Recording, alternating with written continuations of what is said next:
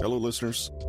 Today is January 29th, 2025, and this is Social Skills Coaching, where you become more likable, more charismatic, and more productive. Today's episode is taken from the book entitled The Introvert Survival Guide by Patrick King. This book takes you on a journey to understand your exact wiring and why you might feel unapproachable. In this particular episode, we'll dive into understanding introversion, misconceptions about it, different types of introverts, self-sabotage, and why you might stay within your comfort zone. Stay tuned to discover how to stretch your comfort zone, feel comfortable anywhere, become a people person, and thrive despite being an introvert. Remember, you're not alone in this journey. Patrick King has been there too, and now he's here to guide you through the ups and downs of navigating social situation as an introvert. So, let's dive in and learn how we can all become more likable, more charismatic, and more productive together. As you've already read in the introduction of this book, there are a lot of misconceptions about what it means to be an introvert. I want to take this first chapter to clear them all up and shed some light on who you are versus who you've been told you should be. Misconceptions. While introverts make up a large portion of the population, and one that seems to increase every day, there are still a lot of misconceptions about this personality type. People assume that introverts are shy, are socially awkward, dislike people, and generally don't play well with others. They might also be seen as rude or unapproachable. This stereotype may be understandable, since it cannot be denied that many introverted individuals do possess these traits. However, it is not true that all introverts are nervous, antisocial wrecks. Not all of them are timid and quiet. Being shy and anxious can accompany introversion, but it does not define it. At their social peak, an introvert is indistinguishable from an extrovert. It's what they do afterward when they're tired that differentiates them. If you see someone who appears to be shy or unapproachable, chances are they're simply socially tapped out. A person's activity alone is not an accurate indicator of whether he or she is an introvert. For instance, a party animal is not necessarily an extrovert. Being a loner most of the time does not make you an introvert. The same logic follows when I say that the person you see partying a lot may simply be an introvert living life outside his comfort zone. The person you always see alone may not necessarily be an introvert. She might be forced into that situation. That person may like spending their energy going outside. However, some circumstances beyond her control did not allow her to perform according to her desires. People are adaptable and will rise to the occasion when necessary. But in the end, this leads to many an unrealized introvert trying to put on a poor impression of an extrovert for years and years. You might think you're weird or that something is wrong with you if you hate going to bars while all your friends love it. You just have a different personality than them. In the same vein, many others use the term as a negative description, as if there was something fundamentally wrong with someone because they didn't want to hang out all night, every night. If you don't always crave additional socialization, you must border on antisocial and loner tendencies. As with everything, it's impossible to create a black and white delineation here. These notions of an introvert are completely wrong, for a few reasons. Introverts simply have a limited amount of social energy that they can devote to people and events. As aforementioned, this is measured by the concept of the social battery. Imagine a battery meter over an introvert's head, draining slightly with every conversation they have and every question they answer. When it finally runs down to zero, they feel exhausted and need to recharge through isolation and avoidance of further social interaction. It can take anywhere from hours to days to weeks for an introvert's social battery to recharge. Someone who is shy or anxious or even depressed doesn't dictate their actions based on their social battery. They do so because they are uncomfortable with themselves and thus other people. They lack confidence and feel that they are constantly judged and picked apart. They may even associate people with painful or unhappy experiences. Being social is a trigger point that can send them into negative spirals, so they avoid it for their own well-being. Someone who is antisocial or doesn't like people will do what he or she wants and doesn't care about judgment. They actively disdain others and don't respect them. They may socialize, but there would be a clear reason and purpose for it, and once they've achieved it, they're done with you. That is not related to a social battery and is more related to a lack of empathy. Introverts may appear unapproachable or arrogant because they're withdrawn and not proactively warm like many societies demand. They may have apathetic body language, missed smiles, and a lack of eye contact, but it's important to realize that it also describes someone who's about to fall asleep. As mentioned, introverts don't necessarily feel a certain way about themselves or evaluate themselves differently. You likely caught them just after what amounts to a social marathon for them, and they're trying to rest and recover, which can take hours to weeks. Externally, there may not be much difference between a shy person, a socially awkward person, and an introvert. But you have to look past appearances to understand how they're different. The introvert just has a different operating system than extroverts.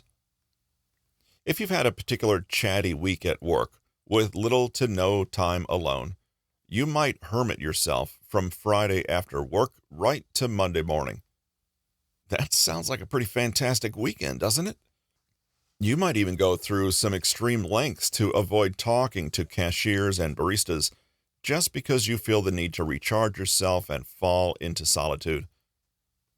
A party full of people feels like a marathon to them, no matter how much they may have enjoyed themselves.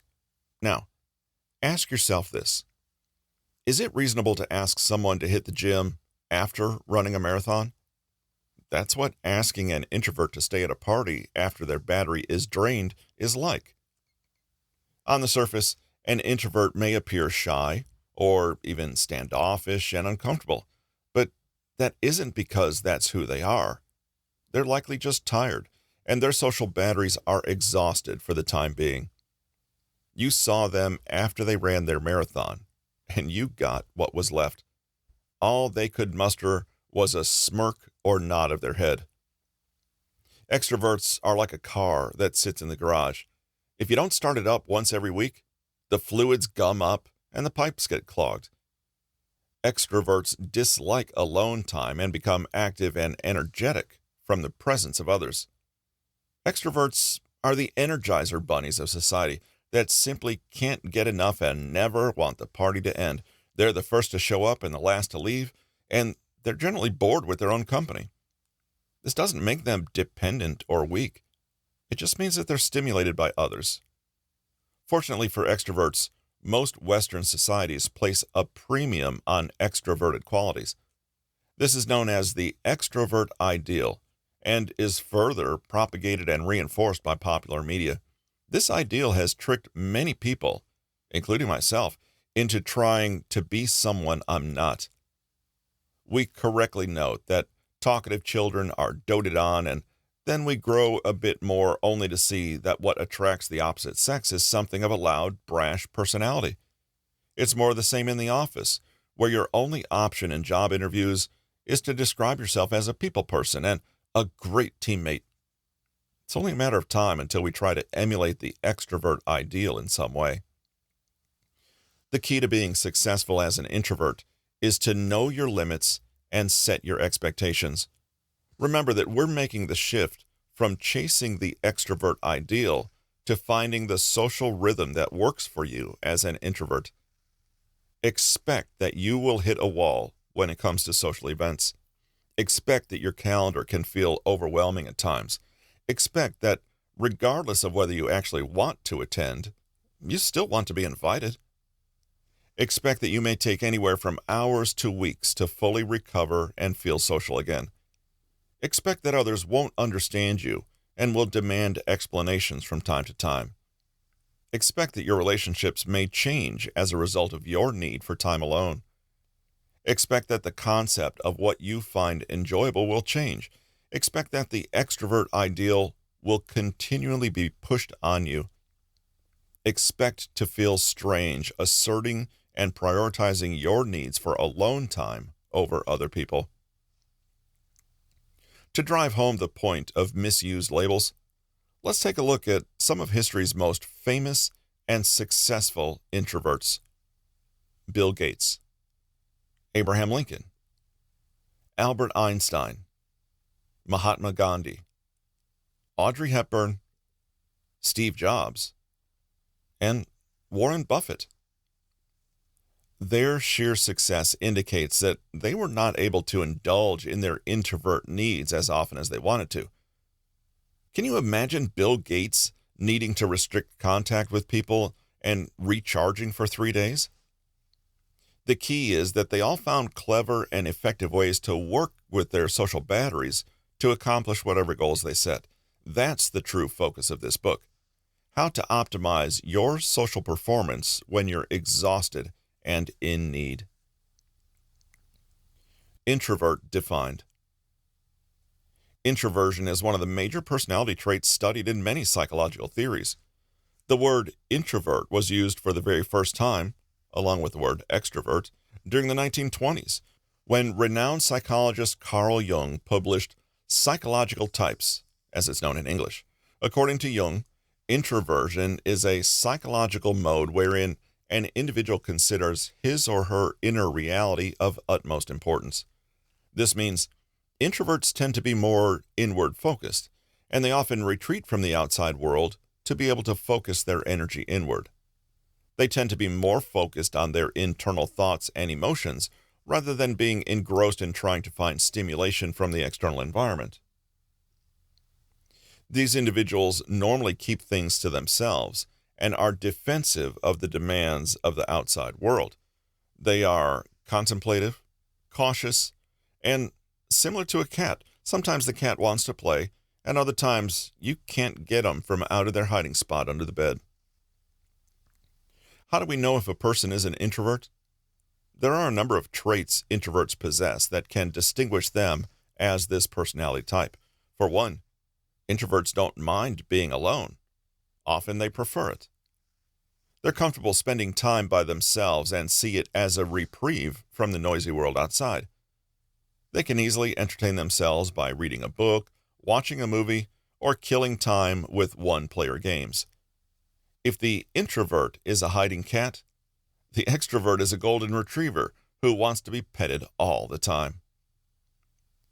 Introverts also find small talk a waste of time and energy. It exhausts their social battery faster than any other activity, and it seems to be all for nothing. Because of this, introverts are more likely to participate in deep, meaningful conversations. If they're going to expend their precious social energy, it may as well be for something that is significant or intimate. Nothing comes without a cost. They like the idea of parties, family gatherings, and a night out with friends. However, participating in these events is a chore for them, and they might be looked at with dread. Anticipation can be exciting, yet actual engagement is more typically exhausting. Instead of going to bars or clubs, introverted individuals would rather cook dinner for a small group of friends. Rather than a poker night that lasts until 3 a.m., they would simply retire after work and watch basketball on television. They oftentimes would rather miss out on something than face social exhaustion. Introverts can be confusing to understand. Outgoing individuals may find them difficult to understand because, to extroverts, if you like someone, you want to spend more time with them. It's important for the friends of introverts to gain an understanding of their nature so they don't take things personally when their attempts at socialization are rejected. Whatever the external actions of the introvert, it's about them, not you. They're practicing self-preservation and avoiding discomfort most of the time. As such, it is very important to keep in mind the following. Respect their need for alone time and don't take it personally. Give them some time to adapt to new situations because they are already uncomfortable. Don't jump to apathy or malice when introversion could be an explanation. We meet introverts every day, and we have to learn how to create more harmonious relationships with them. If you identify as an introvert, understanding yourself better will help you connect and coexist with others. Acknowledging the fact that we are not all similar helps create a balance and also frees you from unfair expectations you may feel from a society at large. We all have our own ways of getting by, and it's wrong to judge someone negatively just because they have feelings toward things. If you love chocolate, can you judge someone for loving vanilla instead? Biological differences. Because this is a book of actionable tactics, you're likely less interested in the true differences in brain chemistry between introverts and extroverts, so I'll leave you with one of the primary factors: baseline arousal.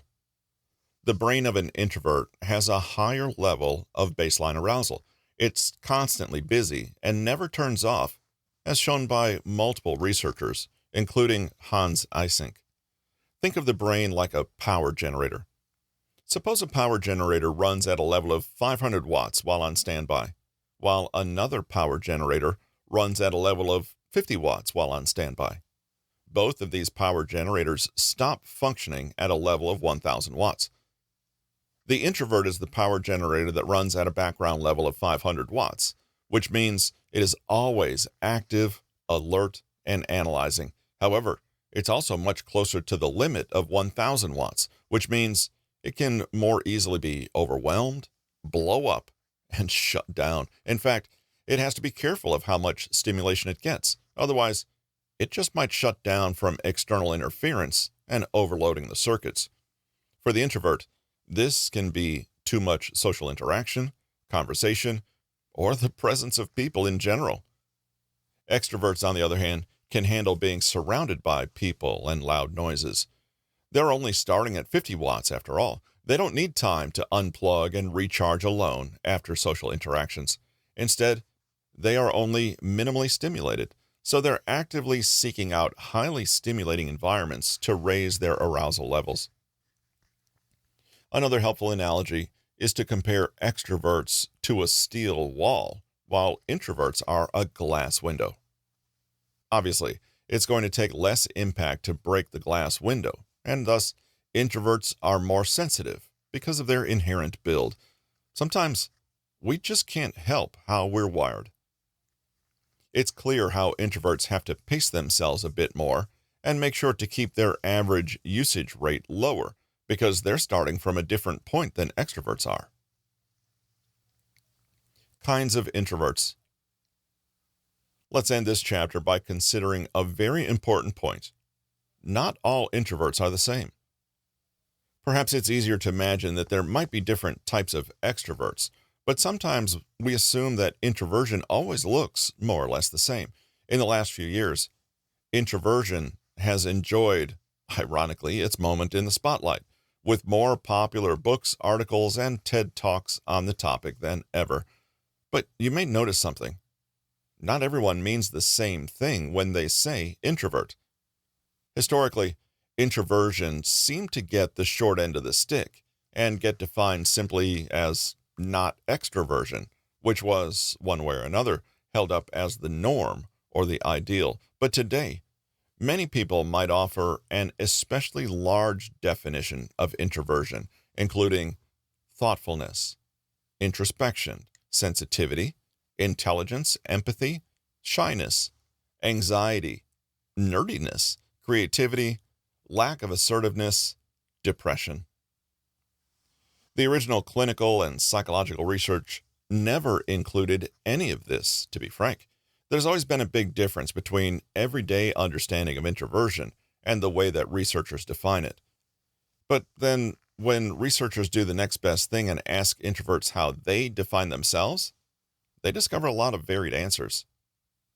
Psychologist Jonathan Creek of Wellesley College did this and concluded that there are, in fact, 4 types of introversion that form an acronym STAR. social, thinking, anxious, and restrained. Individual introverts may be a complex mix of these types. Let's take a look. Cheek asked participants of his study to answer a range of questions. He confirmed that all the introverts shared the main attribute of turning inward rather than outward, but beyond that, they had significant differences. The social type of introvert is the kind who prefers socializing in small groups, or even just one-on-one. They may prefer, best of all, to just be alone, although if they have to choose a group, small groups are better. They're not anxious or shy, but simply enjoy solo activities more and would prefer reading a book or hanging out at home doing a hobby than attending a huge function with dozens of noisy strangers. Such introverts may be the proverbial life and soul when they're in these small groups, especially if they're around good friends they like and trust. The thinking type is a relatively new discovery. Thinking introverts don't necessarily shy away from social situations like the above type. Rather, they're more about introspection, thoughtfulness, and self-reflection. They are introverts, but it's primarily their thoughts that are turned inward. Cheek found that these introverts have rich inner worlds that can easily turn into creative fantasy and imagination.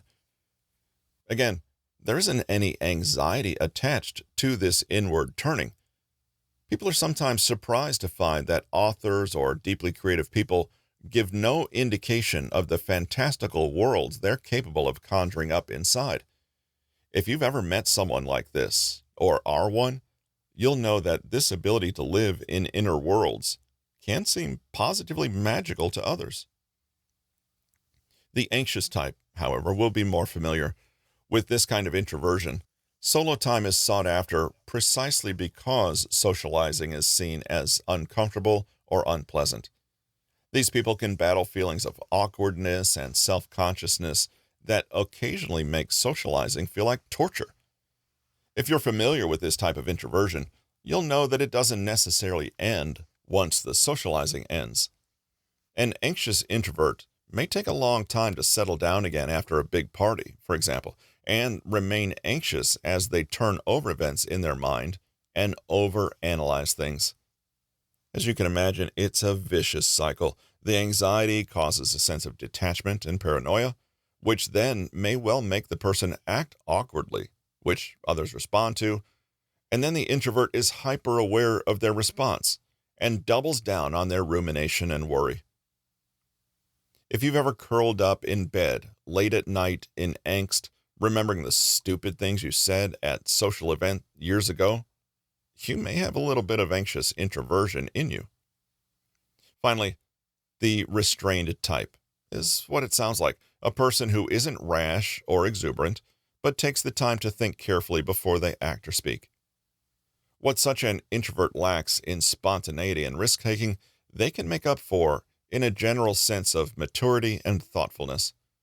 Their introversion takes the form of delaying action and speech, giving the impression that they don't participate as much, when in reality they do. They just need time to consider themselves before they leap into social engagement. They need to do things on their own terms. A restrained introvert is more reserved and private, and may be perceived as a little formal, prudish, or lacking in humor, or else others may see them as quite wise, sensing that there's more going on beneath the surface than meets the eye. Restrained introverts take time to warm up, sometimes almost quite literally.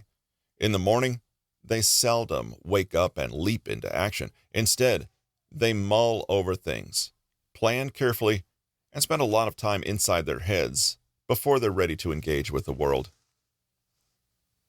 Understanding that there are different types of introversion helps us see that when many people use this label for themselves or others, they may be referring to a wide range of behaviors and attitudes. It's also worth remembering that different people may express these qualities to different extents, and in different contexts they may find that one or more characteristics comes more strongly to the fore.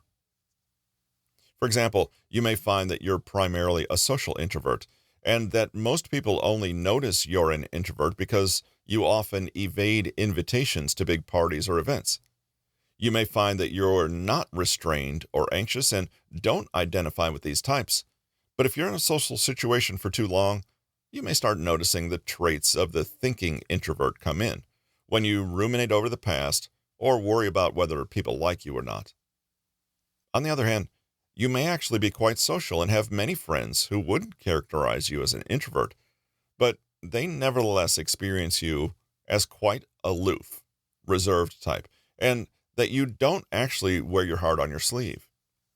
You may feel that one part of you is out here in the world socializing, while another part is hidden from view entirely, and that your inner world is completely private and deeply imaginative. Perhaps you're one of those people who feels like they have several selves, the self you show to the world, and the self you only reveal to close people on rare occasions. Then there may be the self that nobody at all knows about.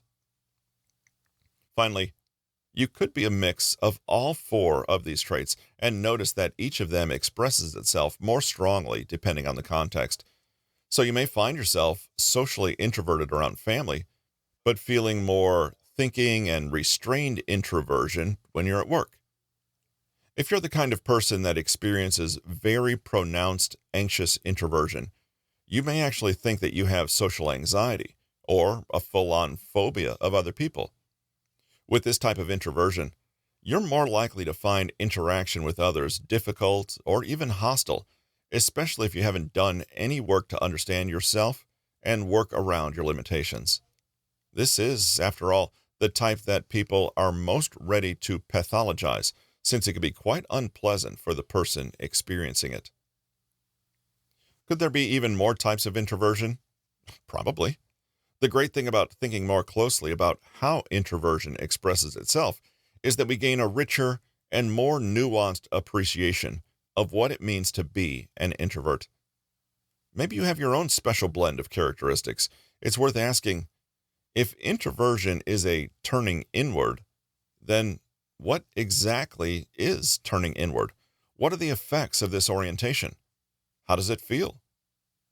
For anxious types, the turning inward results in a kind of uncomfortable, self-conscious spotlight shined on the self, often seeing everything through quite a negative and critical filter. For reserved types, the turning inward is more like a priority. You can turn outward, but your first impulse is to look within before you act outside of yourself. For thinking types, it's the imagination and creativity that's turned inward. While a social butterfly type who can regale others and tell amazing jokes may turn this creative outward and share it with others, you turn it inward. Which type are you? It's fun to think about, but we won't get too hung up on categories and labels. For now, it's enough to appreciate that the word introversion contains many different colors from the same palette. If you read any examples or explanations in the following chapter but feel that they don't quite apply to you, don't worry. It doesn't mean you're not an introvert. It just means that that section is referring to a style or type of introversion that you may not experience predominantly. Self-sabotage and why you stay in your comfort zone. Let's kick things up a notch. We've covered the fact that there are many different types of introversion and myth-busted so many of the misconceptions about who introverts are. But introversion can have a dark side, wherein you actively hold yourself back from the world, stay in your comfort zone, and undermine your own ability to live up to your full potential. Self-sabotage is not exclusive to introverts, but it may well be more common. These self-negating behaviors can be learned in childhood, where once they gain hold, they can become a self-fulfilling prophecy. If we think we'll fail or never amount to anything, we never try. But if we never try, we fail by default. Introverts can be misunderstood as children and judged for how they are, more easily cementing judgments made about their potential and their worth as human beings. Not only can this make an introvert feel that something is wrong with them and that they need to change themselves completely in order to be loved and accepted, but it can cause them to undercut themselves subconsciously. It's as though we're following an inner script given to us by others and doing what we can to remain small. At the very root of self-sabotage, you'll often find criticism and rejection, usually in childhood. If you're quite self-destructive and undermine yourself, well, you learned that behavior from somewhere. Someone must have spoken to you that way first. Did you have parents who constantly treated your introversion like a problem to be solved? They may not have meant any harm, but unwittingly made comparisons between you and more outgoing children, or tried to help you by forcing you out of your shell. You may have been made to feel shame for wanting to be on your own, being shy, sensitive, or quiet. The message could have come loud and clear. The way you are is not good enough and you need to be different.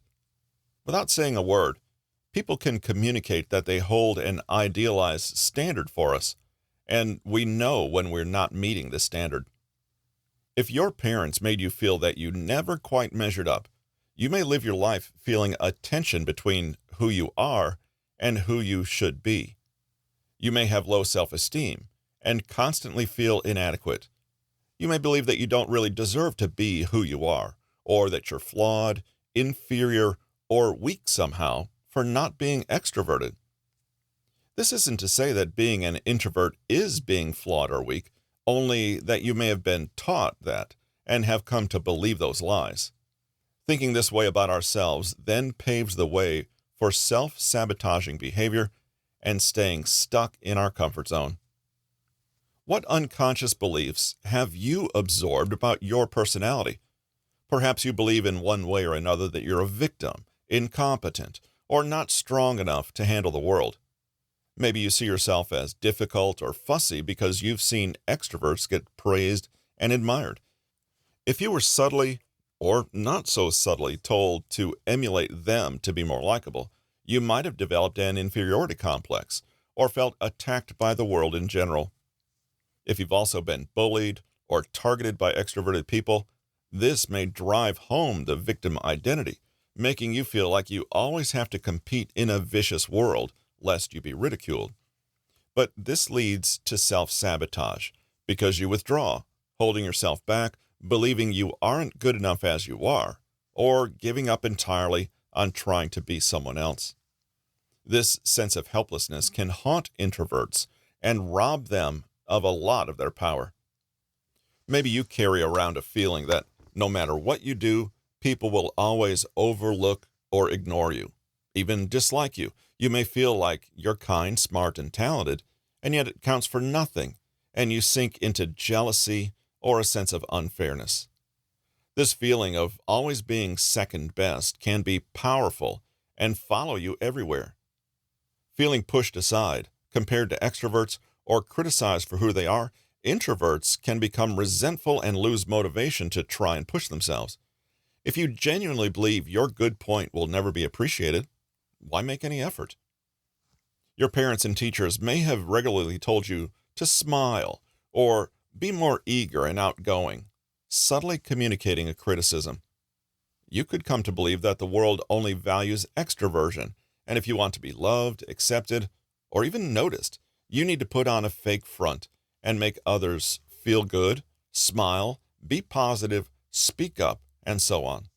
The result?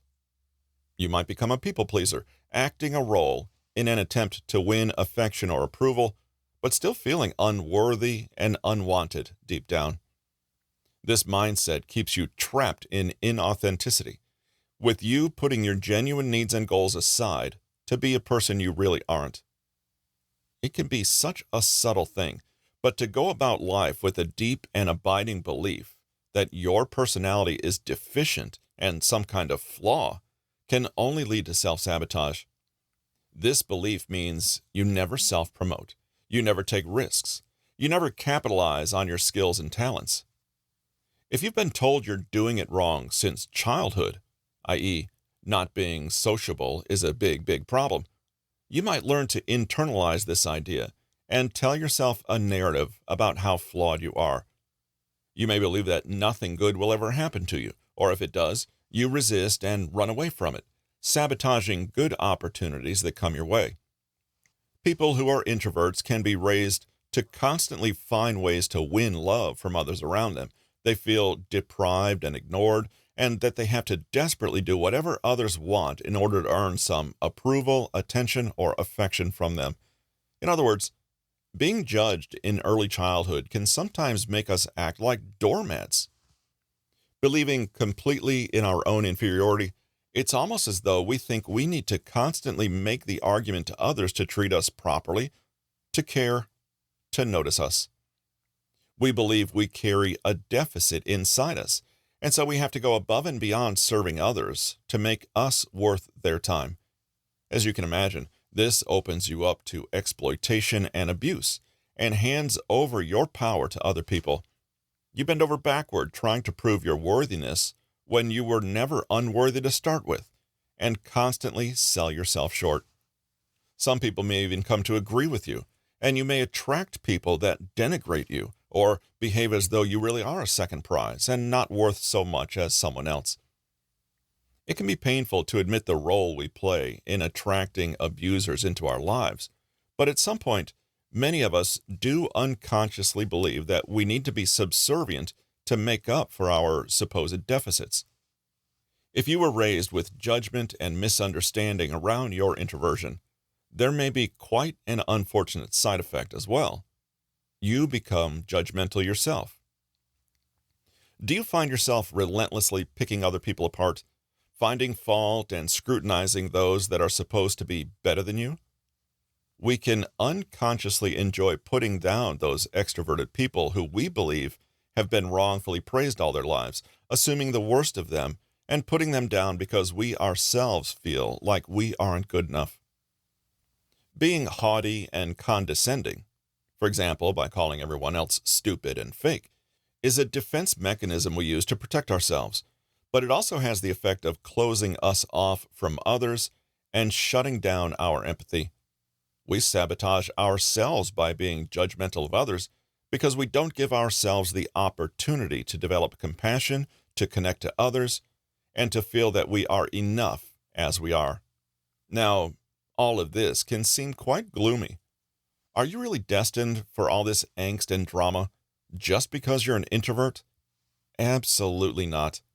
But it's worth looking closely at how other people have reacted to your introversion, especially growing up, and how this may have affected the way you see yourself.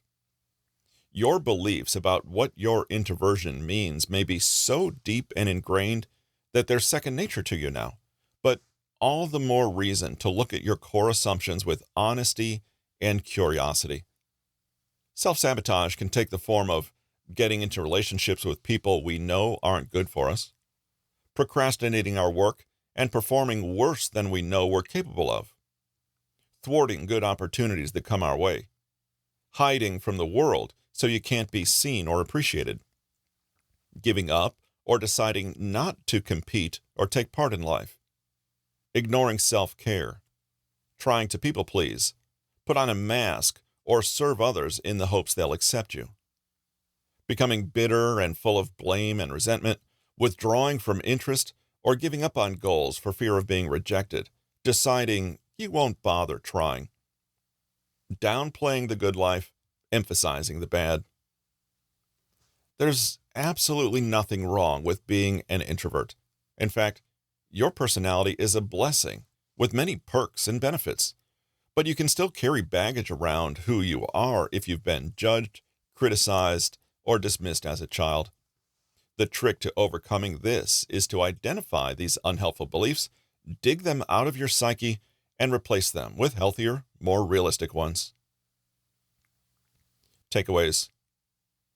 There are many stereotypes, myths, and misconceptions about introverts, including that they are timid, shy, depressed, antisocial, awkward, low energy, unapproachable, unfriendly, or just plain weird and socially inept. In reality, introverts can be indistinguishable from extroverts.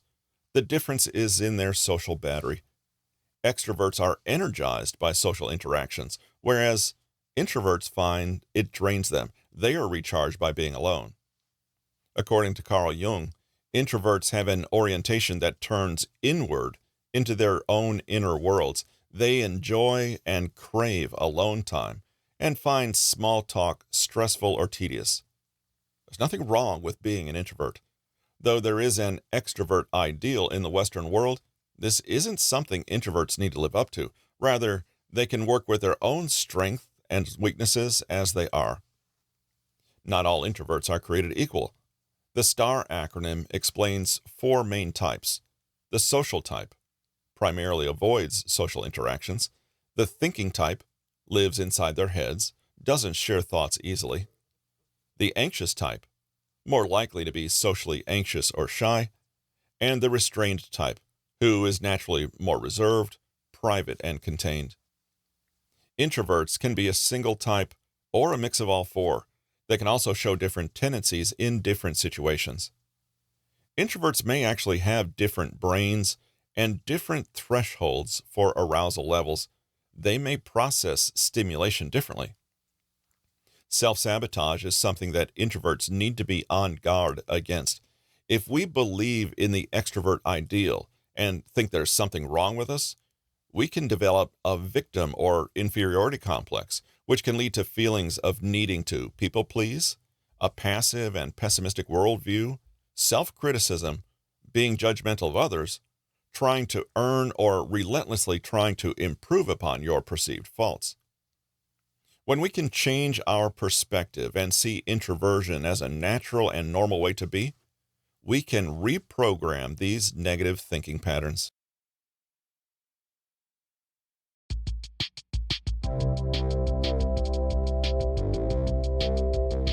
And that wraps up today's episode for Social Skills Coaching. Today's featured book, once again, was The Introvert Survival Guide by Patrick King. It's available, of course, on Amazon, or if you like the audiobook version of it, narrated by yours truly, you can check it out on Audible, iTunes, and Amazon. For more information about the author, check out bit.ly/PK Consulting, or visit us at our webpage at newtonmg.com.